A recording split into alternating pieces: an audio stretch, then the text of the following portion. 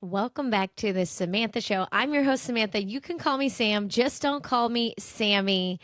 Today, we are recapping this Nationals experience. I have really struggled to get this episode out. I actually tried 4 or 5 times 2 days ago before I just gave up, took the day off yesterday, and then I was like, okay, I still have to drop an episode this Wednesday. So, Samantha, just talk about something. But I'm having such a hard time recapping these past 10 days because I'm not actually really sure what happened, like what went down. It's all kind of a blur. All the days run together. When I tell you there were moments in this national pageant experience where I literally did not know what day it was, that's the truth. And then I think the craziest and the hardest thing with all this and recounting and recapping is like, well, what actually happened? Like, what did I even do for 10 days? I went to a pageant last night, the Captivating pageant. It's actually the very first pageant that I did a year ago. And I went back there to watch it, to support some friends, and I saw some of my fellow former Ohio American title holders, and they're like, how are you doing? Or how was it? And I just kind of looked at them, and they kind of looked at me, and I was like, yeah, it was nationals. Like, yeah. And they're like, yeah. And I was like, you can't. And they're like, yeah. And we're like, I know. Yeah. But it was like this moment of like unspoken connection where like, you had to be there. Like, only if you've gone through this, just kind of how wild and crazy it was. And and reflecting back, I'm like, well, why was it so intense? Because admittedly, like my days there, although they were busy and I was quote unquote on for most of the time, the days were not totally overwhelmingly packed. Okay, they really weren't. And I credit the system. I honestly felt like there was a lot of good balance with what time I could get to bed, what time I had to be up. I had a great hair and makeup team that never scheduled me for anything super early. So I'm like, what was so exhausting about it? And truly, my conclusion is that you are in a competitive environment. You're competing. The Mrs. America pageant system has been around since the 30s. It's a massive pageant system. The Mrs. American title specifically has only been around for a couple years, maybe 5, 6 years. I can't remember. But it has blown up because our former Mrs. American was Hannah Neelerman, the ballerina farmer who has millions of followers on the internet. So she blew up the American title. So I was in a division that I knew that title was going to get media attention. It did. Our winner, Heidi Stevenson, Mrs. Washington, had People magazine do an article on her the day after she won. So I knew like this was a high pressure environment. Like this was a big deal. This was a really big deal. And so being out there for 10 days, being in competition mode mentally is exhausting.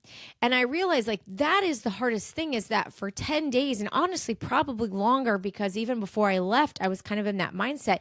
Your body is like in that stressful, tense flight or fight mode the whole time.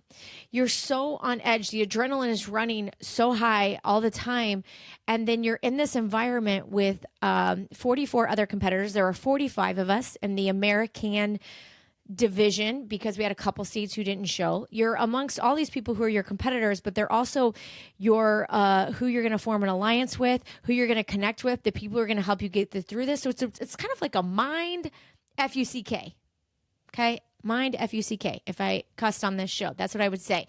And so it was really like, it's a bizarre situation to be in, and it's a tense situation. And then, fortunately I had my mom out there with me, but a lot of people don't have family. So you're out there in this environment, competitive environment, 10 days, Vegas, where the energy already runs high, huge competition, huge title with your competitors. And then you have no family out there with you. Most people had no family out there with them. So, when in processing this experience and trying to understand it myself, what I just went through, I had, there was one of my sister queens, as I'll say it, from another state.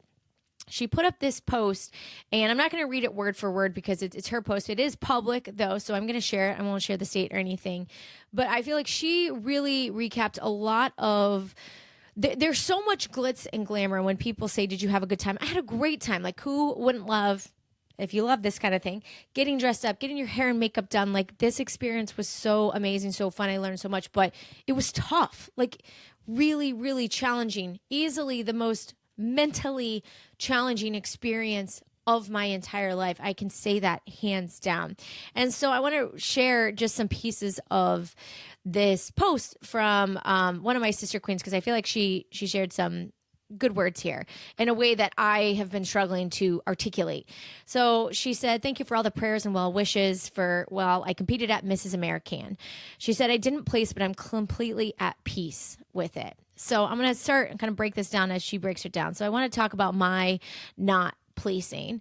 So we have 45 of us and there's a top 15. So we compete we have our interviews, and then we have our prelims on the same day as finals. And at prelims, you do your swimsuit and you do your evening gown, and they also do a costume. And then the top 15 girls from interview, swimsuit, evening gown, and prelims then get announced in finals and get to go on. And I remember I was standing backstage. I was holding on to Mrs. North Carolina's hand, Mrs. Kentucky's hand when they were announcing the top 15. And with every moment a state was named, in my head, I'm like, Ohio, Ohio, Ohio. Like, you're just waiting to hear your state. I'm like, Ohio. So they'd say, Mrs. Utah. And I'd be like, Ohio, Ohio, Ohio, Mrs. North Carolina. And then I hug my friend Maddie next to me. She gets to go out there. I'm like, Ohio, Ohio, Ohio. Right. But when they announced the last person, which I believe was South Carolina, my friend Felicia, I was at peace with it. I was like, we're done. We're done. It's over, Samantha. And there was this odd calm with it because it had been a marathon. And not that I didn't want to. Actually, my first thought not even kidding, my first thought when I did not place top 15 was like, damn, I know a lot of people streamed this at home and now they're not going to see me anymore. They only got to see my intro, kind of a quick run by in my swimsuit, and then a brief evening gown parade. So most of my mind was like, damn, sorry friends at home, everybody who paid $25 to watch this, like, I'm done. You're not going to see me anymore tonight. That was actually my first thought. But aside from that, I was definitely at peace. Like, I was like, I ran this marathon. I don't think there's anybody, I don't know, I've never ran an actual marathon, but I think like you cross the finish line, you still cross the finish line, right? And that's how I felt. Like, I crossed the finish line. Didn't get first to the finish line, wasn't the first 15 to cross the finish line, but I crossed the finish line. And that was a very wholesome, I was very at peace. And that's why right after they announced the top 15 and I wasn't in it, we had to go back to the dressing room for a little bit. And I put a post up on social media right away to be like, guys, I'm okay. Like, it's fine. It's fine. And I wanted to make sure everybody knew that mentally I was okay because, look, I'm a confident person. And maybe I went out there like, I'm going to crush this. I'm going to do super well. I did think that going into nationals. I feel like I was kind of led to believe that. I think a lot of people in this industry thought that I had the potential to do really, really well at nationals. And so I was kind of told that. And, in hindsight, I see some of the things that I could do differently, that I could have done differently. But I'm also the kind of person that I have a growth mindset. And I've talked about it on this show so many times, where I don't believe in failure. And I've heard people call those who don't place or don't get to the top like that they lost or they're losers or they lost. I don't believe that. I don't believe that for a second in this industry. There was so much that I gained in this experience. There was so much that I learned about myself. Like, I absolutely feel like a winner in so many ways. And I'm still a winner because I got my Ohio State title, right? Like, I'm still Mrs. Ohio American for a full year. So I never once feel like I failed. I never once felt like I lost. I was very at peace with that. So I wanted to kind of get that out of the gate right away. But I also feel like I learned, and I also got an itch. I feel like I could do better than that. But anyway, I'll talk about that in a little bit. So let me read on, because again, my friend here who put up this post, she's going to lead us through this episode, whether or not she knows it. So she said, I want to be very completely vulnerable, and said I had a really tough time throughout the week and struggled a lot mentally. Damn. Yeah, like this was mentally very challenging. She said she had a few breakdowns before flying out to Vegas. She didn't want to leave her family. She knew what she had signed up for, but it didn't hit her until a few days before. So I relate to that so much. I had shared this on I believe my previous episode that, right before 2 or 3 days before I left for Vegas, I had a full blown breakdown. And that's when I called my mom and I was like, I need you to come with me. I can't do this without somebody out there with me. So I related so much. And my friend here who put up this post, she didn't have anybody out there. I can't imagine what that experience would have been like. Even though my mom wasn't around a ton, I still knew she was there. She steamed a lot of my outfits, which was overwhelming me.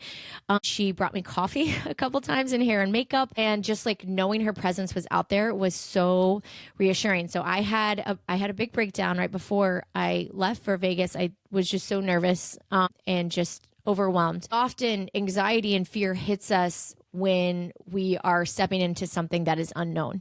It's the unknown that causes worry. It's the unknown that causes fear and anxiety. And I had no idea what I was getting into. And so that was very overwhelming for me, despite being what I would consider typically mentally pretty strong, understanding these things. It still was scary headed into it. So I related so much to that. She shared that she thought that she'd be able to talk to her husband and kids more, but with the time change, so she's an East Coast girly, with the time change, it was really hard.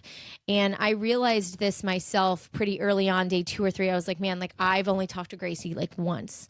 And so, when you're a parent and you have children, not being able to talk to your kids is really hard.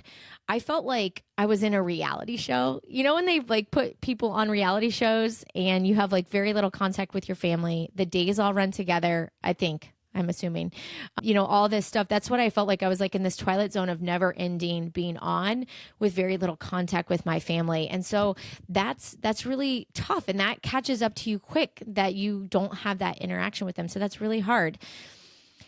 She shared that by the end of day 2, she was already ready to come home. And by day 5, she had had a midweek breakdown. So I'll say that at no point in time in this experience was I like, okay, I'm ready to go home until after my show. Then I was like, done. I was like, I can't do this anymore. 2 had a pretty big breakdown about halfway through the week. We were at rehearsals and my rehearsal dress, I had gotten it altered, and the woman who altered it has accidentally altered it a little bit too short. And so we were at rehearsals and we all had our opening number dress on and we were like kind of lined up next to each other. And I felt very exposed and like put on the spot because my dress was too short. And I want to say like the pageant staff was amazing. I felt like this whole time that they had my best interest in mind. I truly felt that. I never felt like anybody wanted the experience to be stressful for me. I felt like they wanted me to have a good time, but I was like embarrassed in that moment. And it was about halfway through the week, and I remember just feeling kind of called out in front of the group, again, not on purpose, not because they made me, but just because like my dress had to be replaced because it was too short. And there was a couple of us that had to have that done. But I just kind of like broke down, and it was in front of the rest of the girls. And a couple of us had these moments where you're like, and they're kind of like, are you this upset about this? It's like, it's not this. It's that I haven't slept in 4 days and I miss my family. And what am I doing here? And my dress is too short. And now where is my life right now? Like, I feel like that's kind of what my breakdown was. What are we doing? Why am I doing this to myself? This is so stressful. So I think a lot of these women in this experience, we have these breakdowns, but like we don't only all know it because only a couple of us had a public breakdown.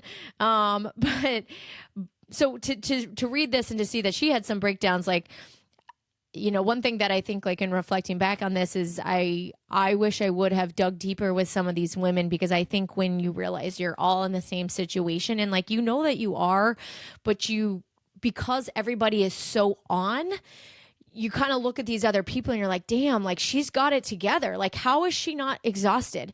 How is she not crying? How is she like still functioning? And the truth is like, nobody really is. people just hide it really well. And so I think like, had I known that so many other women like were kind of struggling too, I think, you could bond on a deeper level when, like, hey, we all feel this way. Like we're all exhausted. We all miss our families. So like, let's connect and bond over that. What she really pointed out here that I also related to, she said, my interview was very surface level. And while I was coached to redirect my questions, I had a really hard time redirecting the questions I got asked. She said, I didn't struggle with any of the questions during my interview. I just wasn't able to connect with the judges in any of the questions I got asked. And that is something that I really, too, I'm like, damn, that's kind of how my interview went too. There are 5 judges in this pageant, and you sit down, you have about 4 minutes, I believe, with each judge. And there were 2 judges that I feel like I nailed it with. I feel like I had a great connection with, and they were the last 2 judges that I got to interview with. So when I left interview, I actually was feeling really good, like really good. I was like, oh, that was great, because the last 2 conversations I had were really strong.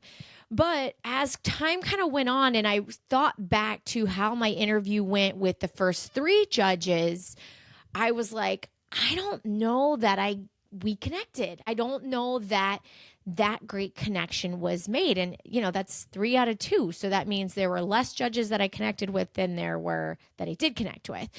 And, in hindsight too, to her point, my friend's point in this post, I was like, I was exhausted. We don't interview until day 6, I think, day 6, day 7. And so like, you're done. Like your brain is done. And I remember thinking that leading into interview, like, Samantha, you should spend more time prepping. You should review questions. You should go over your mission, like all these things. And I was like, no, I'm going to go in and have a conversation because that's all I have the energy left to do. But the problem is a lot of these judges, like they just kind of like maybe run through your bio, like surface level, to ask you questions. Like it's up to you as the participant to create that connection, to make them remember you, to get your mission across. They're not going to just come out and say it. Not all of them are just going to come out and say, why do you want to be Mrs. American? What kind of impact are you going to have? Why is this important to you? Those are not typically, those I didn't get asked that question, but maybe once or twice. So how you can direct the conversation and make these connections with the judges, you have to be mentally clear and ready to do that. And in hindsight, I don't know that I really did that, at least with the first 3 judges. Again, I think I did better with the last 2. I felt really good. I was like, oh, yo, we getting along, we doing well. So I felt really good coming out of interview. But with some space and time from it, I can see how potentially I fell short in that area. Also, too, I'm the kind of person that I think I interview very well, and it's just kind of a natural ability. So it's possible that I had a humbling moment, and that you still have to practice, you still have to prepare, you still have to, work on this. And did I kind of go in like, meh, I got this, I can connect with anybody, no big deal? Maybe I did. And maybe that, I paid the consequences for that mindset and not spending a little more time preparing for that. But I was wiped, man. Like by that day 6, like you're done. You're running on fumes. Let's see. So it's interesting. She talks about like the day of finals, she barely had it in her to go on stage and compete, but seeing her family really helped and things like that. So that's where her posts wrap up. But it's a good transition and conversation for me about this. So I did get to see Joe and Gracie the day of interview, and that was refreshing. That was such a beautiful moment, getting to hug Gracie, getting to hug Joe.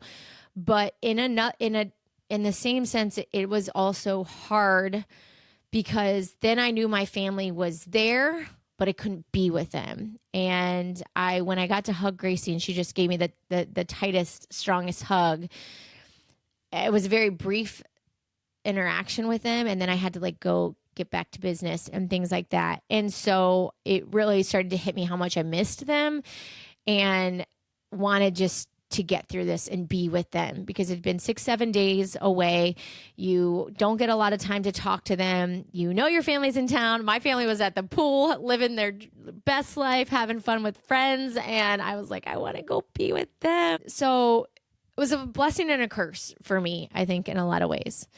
The day after interview was our Miss Final I woke up on that Monday and my face started to swell a little bit. I was starting to not look like myself. You can kind of tell in the pictures that something like looks off. That was not generated on Facetune. That was just actually my face was changing as the week went on. Come my finals day that Tuesday, I woke up on my day of competition. My face was very swollen.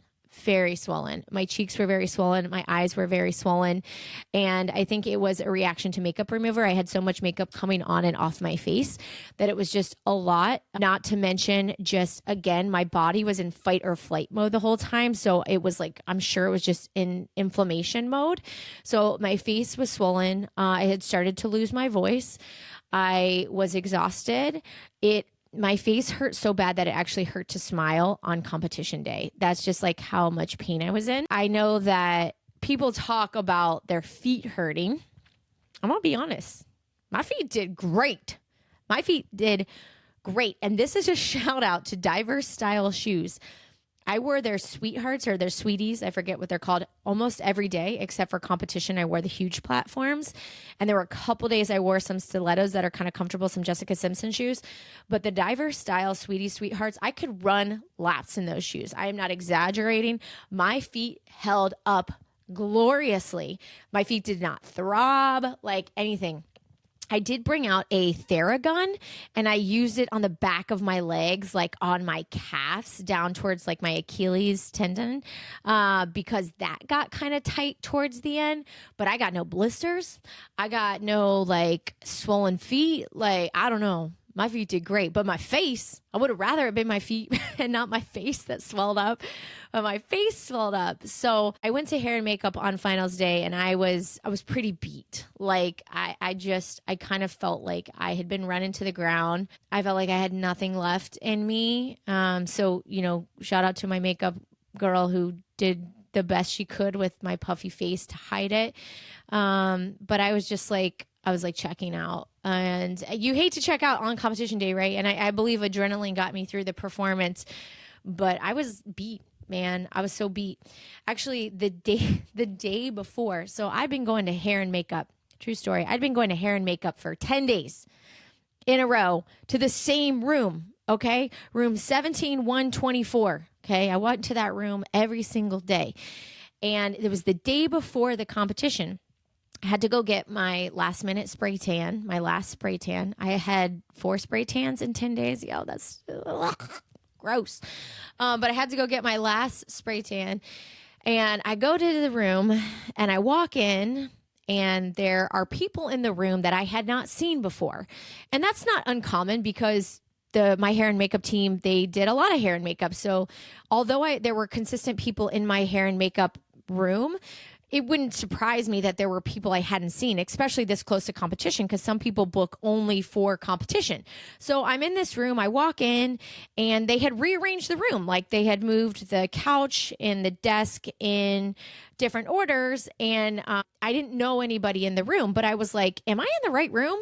And they're like, yeah, you're in the right room. I'm like, okay, cool. So I sit down on this couch, I'm hanging out, I'm looking at all these women who are getting their hair and makeup done and stuff. And I'm like, where's my girl? Like, when is she coming back to this room? Like, this is her room. And they're like, so I ask again, I'm like, am I in the right place? They're like, yeah, you're in the right place. And I'm like sitting there, I'm like, something feels off. I'm like, what room is this? What room number is this? And then they all kind of stare at me and they don't answer the question. So I literally walk over to the door. I open it up. I look in the hallway. I was in the wrong room. I was on the wrong floor. 12124 is the room that I was in. Just a coincidence that I happened to be in another hair and makeup room. Just a weird coincidence. And so many people are getting hair and makeup done that they actually thought I was one of their clients. So I was literally spent 10 to 15 minutes sitting in somebody else's room that I had not been in for 10 days. I had lost my mind, folks. That's what I'm trying to say. I had lost my mind. That's how just a Lulu I was by the end, that I was sitting in another room that I wasn't even supposed to be in and nobody even recognized it. I didn't realize it after going to the same room for so many days in a row. So it's just that, mentally is just where you go. I think that in reflecting back on this experience, one thing that I would advise future people, future women who happen to get the opportunity to do this. It is amazing, and I would recommend it to anyone. But I think what I would do is, and this is like no disrespect to anybody who prepared me for this, but I think that really letting women know that it doesn't have to be stressful, and it doesn't have to be scary, and it doesn't have to be overwhelming. And the pageant system has your best interest in mind. You don't have to feel this like overwhelming pressure. And I think a lot of the pressure we put on ourselves, but make the friendships and the connections with these women. Somebody asked me, they said, when I was like, what do you want me to talk about on this episode? They said, talk about navigating friendships in a competitive environment, new friendships in a competitive environment. And that so many people had told me going into this, make connections with women, enjoy your time with the women, because that is what you get to take away. You know how many times I got told that? 1,000 times. But the truth of the matter is I'm a competitive person. And so if you're going to put me in a room with 44 other women that I'm competing against, I'm going to be friendly. I will make some connections. But at the end of the day, my brain is in competition mode. It's in competition mode.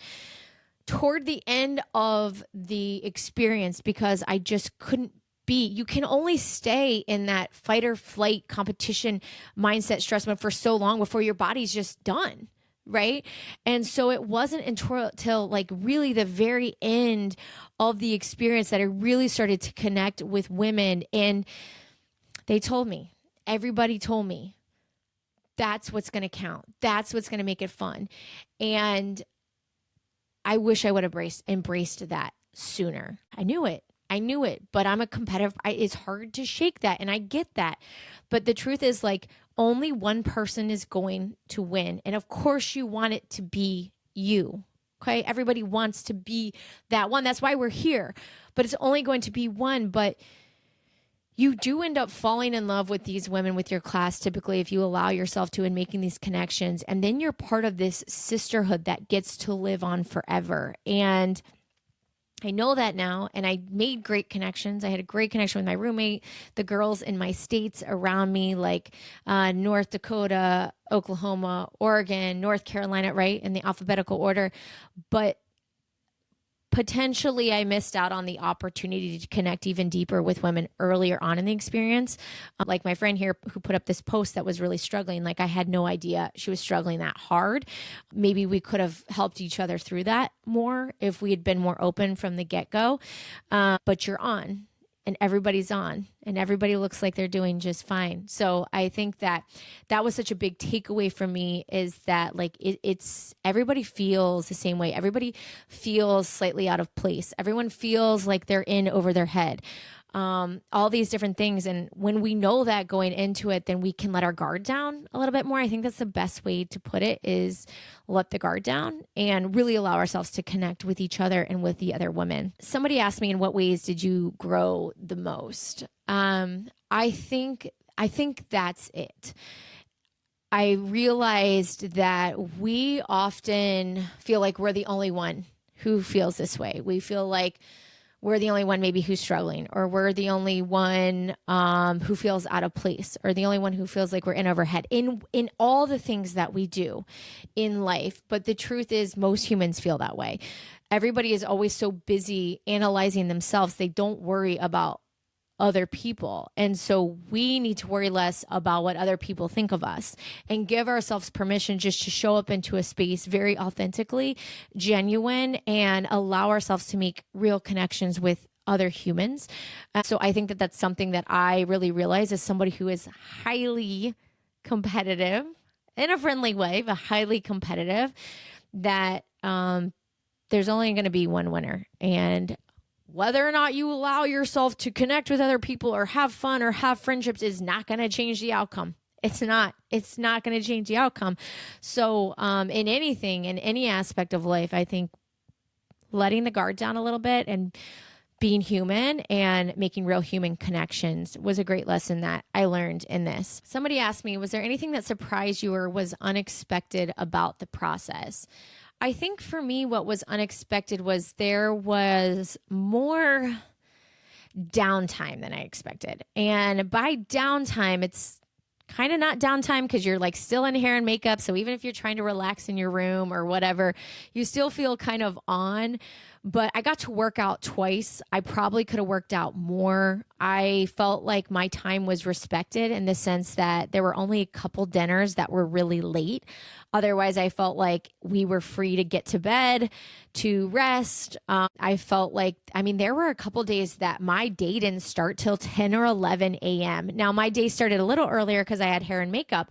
I could opt to not do that. I could opt to do my own hair and makeup, and then I genuinely don't have to be anywhere until 10 or 11.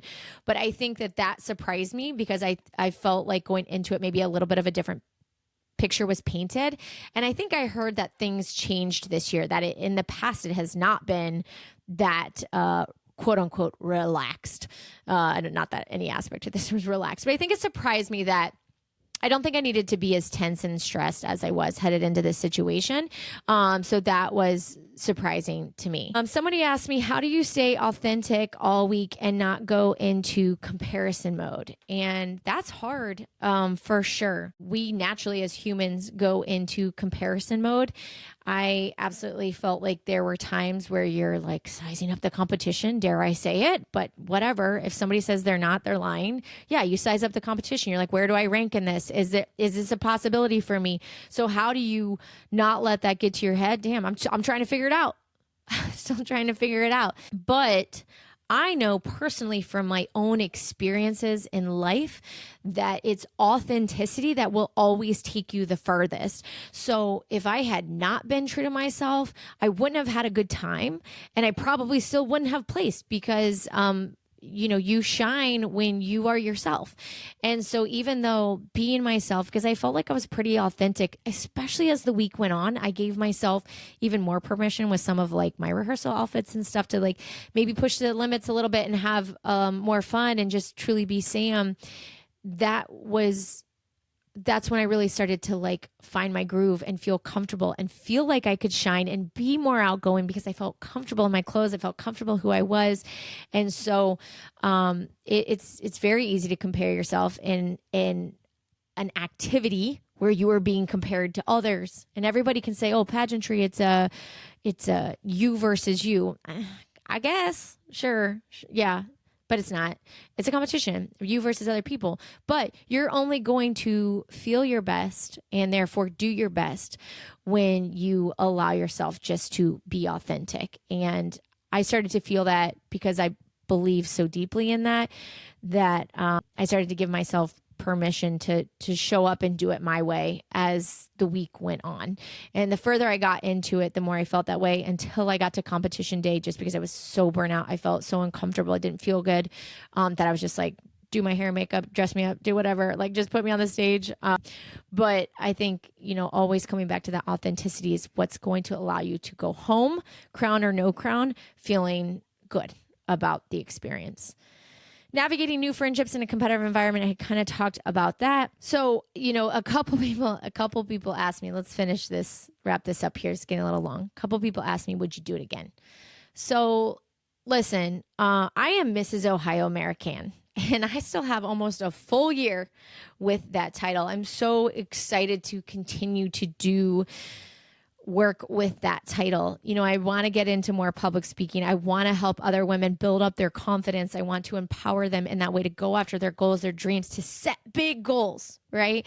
And so that's truly like what I want to do as Mrs. Ohio American. So I'm very excited to continue to do that throughout the year. The way this pageant system works is technically I could go back and compete in the Ohio America pageant again, and I could go for the Ohio America title. Remember, I explained this on social media a while back. There's a Mrs. Ohio America and a Mrs. Ohio American. Both go to nationals, and then the winner of Mrs. America and the winner of Mrs. American go to worlds. So the way the system works, theoretically, I could go back and I could compete at Mrs. Ohio America and try to win that title and do this again, but win the Mrs. America title versus the Mrs. American.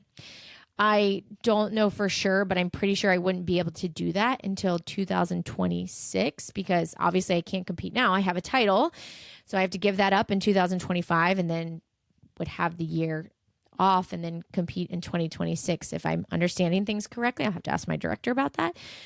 But I keep telling people it's like this. It's like when someone has a baby and you're like, are you going to have more kids? Like a week after they had a baby. Like, yo, I just had a baby. Why are you asking me if I want more kids? I just competed at nationals. Why are you asking me if I'm going to do this again? If I do this again, it's like years down the road. So I don't know, right? A lot can change in 2 years. Who knows where I'll be headed into 2026. But I'll end it with my favorite quote of all times. If you quit when you're told no, if you quit when you're told not you, if you quit when you're told not now, then it was never your dream to begin with. With that, I hope you have a great day. You deserve it.